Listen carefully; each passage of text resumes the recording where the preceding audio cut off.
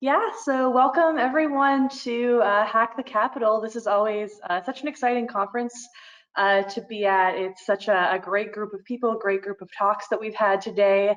And I was very excited when I saw the schedule to give this specific talk because I know that we are actually following right behind Gabe from FireEye doing a talk on keeping your vendors honest. So I thought that this actually, whoever set that schedule up, thank you, because that dovetails really well into what we're talking about today about basically how to incentivize that transparency from your vendors and encouraging vendors to, find ways to overcome some of these disincentives the industry, has in place sometimes that, can be roadblocks to reaching that really high level of leading from the front in transparency for our stakeholders and our government partners and everyone else across industry.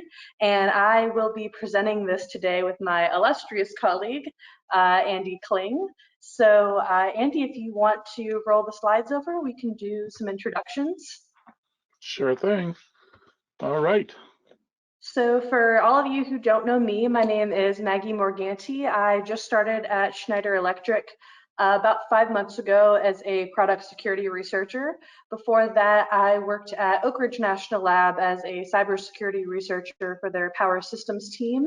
I was there for a little over 2 years, and before that, I was over at FireEye Mandiant on their what was then their eyesight team for cyber threat intelligence for cyber physical systems. And Andy, I'll let you do yours. Sure. Thanks, Maggie. So I am the Vice President of Cybersecurity and the Product Security Officer at Schneider Electric, specifically on the industry automation side of the company. Now, it's a mouthful, but Product Security Officer essentially means that I have responsibility for helping drive our development organizations, our delivery organizations, our marketing organizations, help drive them to consider cybersecurity at all steps and all phases of product, system, and service development, all the way out to the field. Yeah, thank you for that. So the real kind of basis for this talk, and it was actually kind of a huge passion of mine when I moved from the national lab space into the vendor space, was this idea of transparency as a best practice. So cybersecurity for critical infrastructure just doesn't really happen unless you have, kind of the vendors producing the equipment going into those systems being very, upfront and very open about having secure development lifecycle programs in place and vulnerability management workflows and systems and personnel handling those things in place, and really having some sort of transparency around how a vendor is doing those things really enables the community to have more open discussions about, does this need extra scrutiny? Do we think that we could be better in a certain area? Is this something that, we're kind of seeing across a wider array than we would have possibly known if it was something that was held, kind of unnecessarily close to the vest. So we really want to start driving the conversation, really towards this transparency as a best practice, and kind of getting into the vendor space and getting my feet wet. It's very clear that in some ways across industry, and it's not just us and it's not just the other big players, it's everyone, that sometimes there are these sort of disincentivizing factors for that you have to overcome to really get that transparency out into the market. And so I set up a fun little pop quiz for that on the next slide. Okay, before we jump into the next slide, I did have a couple of comments. One, we are going to take questions at the end. If you're able to get them into the chat window, we're going to try to reserve a couple of minutes for questions. And I just wanted to support what you're saying, and Maggie, and just point out to everybody that we're at a moment of inflection in the history of industrial automation. We have a tremendous amount of pressure coming not only from cybersecurity and all the drivers, which we'll talk about for cybersecurity, but we also have a lot of technological change. And what this means, what this translates into this discussion for us, as we are quickly marching towards this virtualization of what we do, the ability to push functions into the cloud, or even pull that cloud on premise and mimic cloud compute on premise.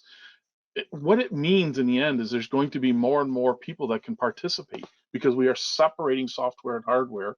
We're breaking some of those dependencies that we know today, and this means that there's going to be different kinds of players that can join the marketplace. We're moving towards a model that looks a lot like the cell phone industry, not exactly, but a lot like it.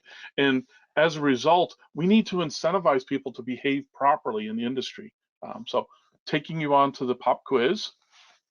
Yeah, Maggie? so, and I included this because, way back when I was a grad student, I remember popping a chart that looked very much like this in a grad student report that I wrote, and making some assumptions off of it that I now know are misguided. So this is coming from a place of deep guilt on my part that, we see graphs like this in industry of pie charts of, quarterly or annual vulnerabilities reported by vendor. And, you look at this, and so the kind of pop quiz questions that we came up with are, which vendor is the most secure, who has a really robust secure development lifecycle, and who reports vulnerabilities publicly. And if we want to go to the next slide, the only thing that you can really garner from a graph like this is that to some degree they disclose publicly. There is all kinds of factors that, Andy, I'll let you speak to because you've been in this Yeah. industry for so long, that affect why that pie chart looks the way it does. And the real kind of bottom line here that I think is a hindrance to us as an industry is that there's this fear of being depicted as company A. There's this fear of having, 50% of that circle because of, some of the reputational assumptions that are made by Misinterpretation. the Yeah. industry. Yeah, exactly. And that there's sometimes this potentially unhealthy incentive to look like company D, that, oh, look at us, we only have this tiny little sliver, when really there's a lot bigger picture behind this, whether that be, your product market penetration, your ease of access, how much you look in your own products and report things that you find internally, publicly, that play into this. And Andy, I'll let you color this a little bit because I know that you have some really good anecdotes here Experience. as well. Yeah. I mean, so we have been that company that is that big orange one. I don't quite know what the one that says 150. We have been that company, and got all these scary emails. Why what, is your product so insecure? And the truth is, it's a it, it's a function of how many products you have out there, how many research firms, how much activity you have going on with a product. If you have a product that's rarely used versus a product that's used 7/24. If you've become a target of APTs, there's so many factors that play into this thing. As a large company, we see all of these things going on all the time. And we've adopted a policy of openness and transparency and trying to report, trying to bring that information to our end users because we believe that having knowledge is the only way you're going to be able to manage the risks that present themselves in a very rapid fashion sometimes. And so we try to be very clear and very open about this. Maggie, Yeah. anything else? No, if you want to roll it over to the next slide, I think one of the other big points that I want to drive home, kind of especially for our policymaker friends that, are in the audience that may not be as familiar with industrial control systems, is it's kind of this idea that especially with systems that have, a long legacy and a large code base, if you dig, you'll find things. And I Mm. think that the success metric isn't what you find, it's your willingness to do that digging and then how you find or how you handle the nuggets that come up when you find them. And I think that industry can really do a better job of incentivizing companies to do that digging instead of, kind of giving them, the stick treatment instead of the carrot treatment when they come to market and say, hey, we did all this internal testing of our, product and, we found stuff.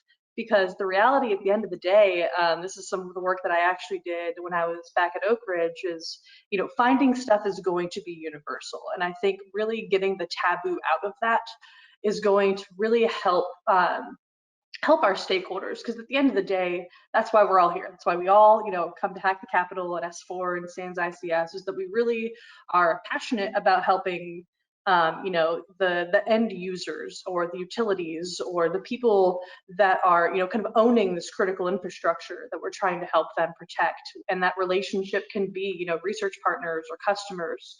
And I really just want to, stress to anyone who isn't super familiar with ICS that, the goal is helping people dig and helping to incentivize people to bring those results out into the open to be, scrutinized and peer reviewed and helped with when things are kind of found in the sand with that.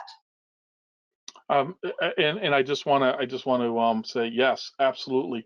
And Maggie, you're really talking about looking forward and helping our end users. But I would say also, looking at this from the product security office standpoint, it's also about looking back through our supply chain. That as we look at the platforms that we're running on, and we'll just pick on an obvious example, we develop software that runs on Microsoft Windows. Microsoft acquires companies and uses open source, and they have a supply chain of their own. And so we have a responsibility looking forward in the supply chain and letting our customers know that we found vulnerabilities, but also looking backwards and making sure that our partners are doing the same, or we're helping them do that. There are examples I have of partners that we have had in place, legacy, as Maggie mentioned, that we had to help them build a cybersecurity program. We took the time to do that because they were an important partner of ours, and they did not at first understand what our cyber needs were. But as we expressed them, as we showed them the world that we're in, and by proxy, we've taken them into that world. That there are different kinds of demands in this industrial space. Yeah, absolutely. And I think what you're really getting to there is, this willingness to put the shovel in the sand and not our heads in the sand. Yeah. Because I feel like sometimes it's easier for people to just go like, I don't want to think about that, so I'm not going to. When at the end of the day, that's not doing best by the people that we're all supposed to be serving. And I just wanted to touch on, I know that this is a much larger debate that could be its entire own hour-long panel with like 60 people on it. But for anyone who, is kind of on that fence of like, should people publicly disclose, should people privately disclose, a few of the benefits that I think are really important to point out about public disclosure about vulnerabilities specifically is this force multiplier effect. So Dragos put out what I thought was a wonderful report this year where, they kind of highlighted that, hey guys, like sometimes that these things that we see come across the wire from ICS CERT as far as vulnerability reports can have errors. And that's human, that's going to happen sometimes. Opportunities for improvement. Yeah, and it's yeah, and it's great that we have, partners and, other industry players putting eyes on and peer reviewing these things for us, because that wouldn't happen if we only sent it to a private email distribution list that would go to a stakeholder SOC. It really does provide a value to the people who are receiving our vulnerability information that other industry players like, Mandiant and Dragos and Clarity and Nozomi and like so many others are looking at these things every time one comes out and can raise their hand and say, we may disagree with this, like we have feedback for you. And that's something that I think is very valuable to industry that I don't think is always super well quantified during this discussion. And then also when Andy and I were talking about this, Andy also brought up, and I'll let him expand on it a little bit, how much faster the action can happen when it's getting put out in a public space. Yeah, so that's a great handoff. There's two things that I want people to keep in mind here. One, we have to remember in terms of incentivizing towards this open and transparent approach, it's not the reports that come in and say you got this wrong, you got this, that you have this opportunity to improve something here or be more precise in this area. Yes, Mhm. that's critical feedback that helps us improve. The thing is, it's the adversary that we're dealing with isn't the other members of our industry. The adversary is somewhere else out there. It's the black hats, the malicious actors that are out there. That's what we're really trying to manage, is those activities, not the activities from within our own industry. We're all here trying to ultimately solve the same problem. And that second thing is that, and that is identifying and managing these cyber related risks out there. And that faster action that I talk about is exactly what we're trying to achieve here. Because the truth is that if all you do is wait for an OEM, a vendor, to give you a patch to manage some vulnerability, you're going to have a very long window. It takes time to write this code, to validate this code, to sometimes you have to go through certification processes. End users have their own schedules about when they're able to take their processes down so that they can apply patches. There's this very long window that leaves a big window of risk exposure.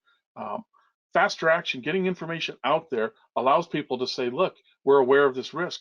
I was talking to an important customer a few weeks ago, and they said, yeah, we're actually, based on this, we're putting firewalls in between our engineering stations and our process control systems, something that I hadn't really thought about directly before. And they said, if something happens at the engineering workstation, you notify us of a high important risk that has appeared out there, we're able to flick a switch, close those engineering stations off from the process control system, and isolate that portion of the network. That's something that we would have never thought of recommending to a customer, because it's a lot of work, a lot of expense. But for this customer, their ability to manage that kind of risk very quickly underscores the importance of this open transparency that we're talking about.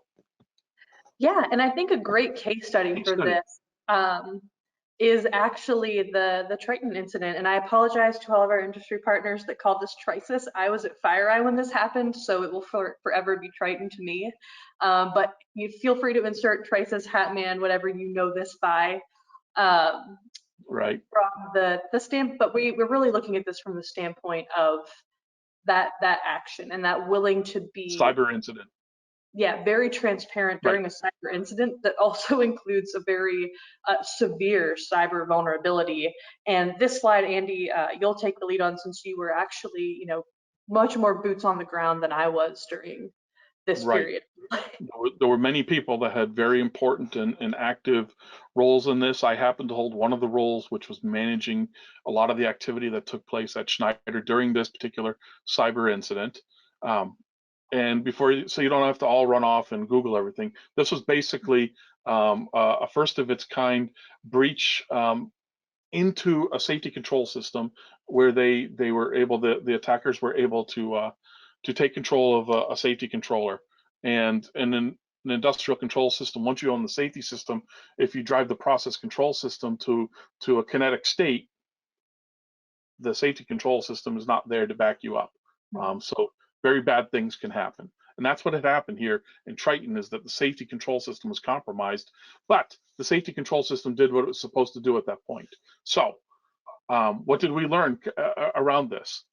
We were trying to manage this vulnerability during an active breach, during things, news developing, facts developing on a very fast basis.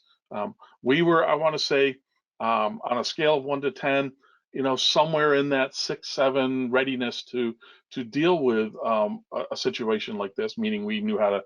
We had people that were forensically trained. We had people that were able to manage something like this. But what we weren't able to handle is when it came time to communicate this in that open and transparent fashion. This was one of the first times that we were really putting that policy, that theory into effect in a very serious manner. And I can tell you honestly, I essentially put my career, and a partner of mine put our careers on the line, forcing open and transparent to go forward. There was many executives at the time who are no longer with the company for retirement reasons, not other reasons, that didn't want us to go open on this, that wanted us to slow play this, to not be open. But we knew that we had to be open and transparent. We had to get this awareness out there. We had to stop this before it went from one incident to many incidents across the industry, across the world. So we were open and transparent as quickly as we possibly could be. And that, in the end, paid off for our customers. All the other payoffs don't matter. They don't matter. It doesn't matter what happened to Schneider Electric as much as it matters to what we were able to do to help get this information out there. And what, that force multiplier that Maggie mentioned a moment ago came into being so well. I'm getting goosebumps right now thinking about how the industry rose to the challenge, how all of our partners and companies that we hadn't worked with in the past, how they all came up with cyber defensive layers, detection solutions, and this open and transparent approach paid off. It paid off in great benefits across the industry. So we continue to carry that transparency post-event, and we've now incorporated it effectively across many different policies in our organization. And I think that it's been a real good case study, a real good lesson learned for us here.